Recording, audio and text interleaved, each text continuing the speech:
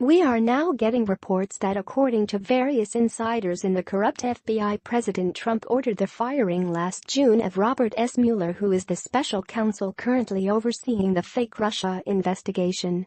But at the last moment decided to backstep his decision when White House counsel threatened to resign rather than to carry out his order.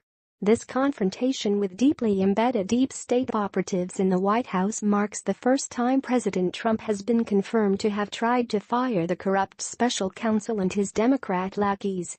It has been confirmed that Mueller learned about the episode in recent months as his investigators continued to interview current and former senior White House officials in his witch hunt into whether the president obstructed justice and colluded with the Russians to win the 2016 election.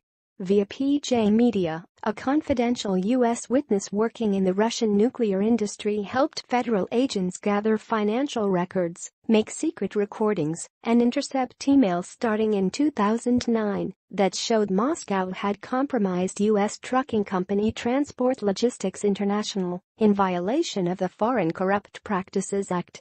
Officials also acquired documents and an eyewitness account corroborating earlier reports that Russian officials had routed millions of dollars into the U.S. to benefit the Clinton Foundation, just as Hillary Clinton served on the Committee on Foreign Investment in the United States, which endorsed the Uranium One deal.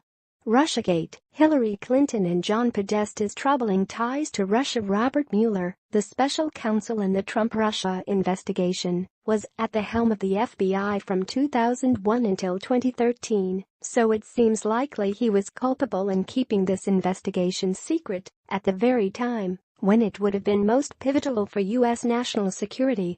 A man who may be responsible for allowing tremendous Russian corruption on U.S. soil to continue and even intensify during the Obama administration is now leading the investigation into potential Russian connections involving the man who ran for president against Obama's legacy. Conflict of interest, much. In 2015, conservative author Peter Schweizer published a blistering story in the New York Times uncovering Clinton's connections to and benefits from the 2010 Uranium One purchase. The Obama administration and the Clintons defended their authorization of that purchase by insisting that there was no evidence any Russians or donors to the Clinton Foundation engaged in wrongdoing.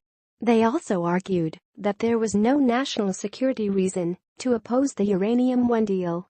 Not providing information on a corruption scheme before the Russian uranium deal was approved by U.S. regulators has served to undermine U.S. national security interests by the very people charged with protecting them, Rogers said. In light of such a scandal, it seems particularly damning that members of the intelligence community have been shamelessly leaking allegations against Donald Trump involving potential Russian connections. Every story in this direction turns out to be a dead end. Most recently, the Russian-backed Facebook ads turned out not only to support Hillary Clinton and Black Lives Matter, but to have a tiny impact on the election as a whole. In fact, Democrat senators like Richard Blumenthal made fools of themselves in a fruitless attempt to pin these ads on the Trump campaign. Meanwhile, evidence continues to mount that the Obama administration wiretapped key leaders in the Trump campaign, most notably Paul Manafort, and may have spied on Trump himself in doing so.